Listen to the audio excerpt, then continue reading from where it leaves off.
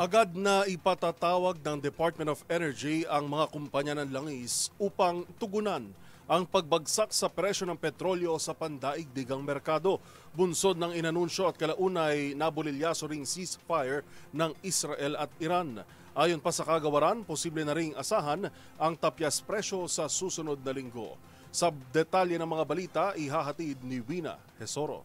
Muling pupulungin ng Department of Energy ang oil companies kasunod ng pagbaba ng presyo ng langis sa world market. Sa panayam ng DZRH News kay Secretary Sharon Garin, ang officer in charge ng Department of Energy, sinabi nito na hanggang Biyernes ay makikipag-usap sila sa mga kumpanya ng langis para pag-usapan ang patungkol sa pagtaas ng presyo ng produktong petrolyo bukas. Kung araw hanggang Friday, meeting namin yung mga oil companies. May system kasi So, kailangan kausapin namin para palitan yung system. Pero we will attempt. Kasi pag bumaba din kasi nag-a-adjust din sila, no? Minsan-minsan lugi yung consumer, pero minsan lugi din yung oil company. So, ngayon baka pumayag sila, pero ayoko lang magsalita muna ngayon kung ano yung mangyayari ngayon or sa June 26. Ayon kay Garin, maganda ang bayanihan ng mga oil company dahil sa pagpayag nilang utay-utayin ang presyo nito imbes umano na maningil o itaas ng isang bagsakan.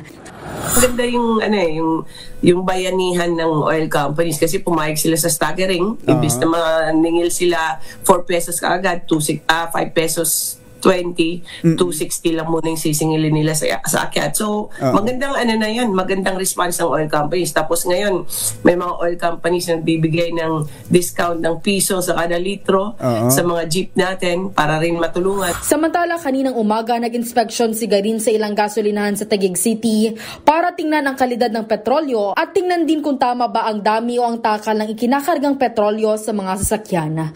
Kaugnay niyan, sinabi ni Director Dino Abad ng DOE Oil Industry Management Bureau na posible ang tapyas presyo sa petrolyo sa susunod na linggo. Ayon kay Abad, sa nakalipas umano na 2 araw ay bumaba na ang presyo ng crude oil sa mahigit $68 kada bariles sa pandaigdigang pamilihan. Kung magtutuloy-tuloy aniya ang ganyang trend, ay asahan na ang rollback sa susunod na linggo.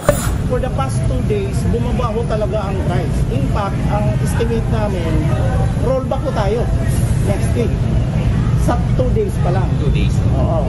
Ngayon, hintayin natin ng Wednesday to Friday dahil hindi ho tayo sigurado kung matutuloy. Pero kung tuloy-tuloy ang pagbaba, sa tingin ko pa lang ngayon, malakihan din ang baba.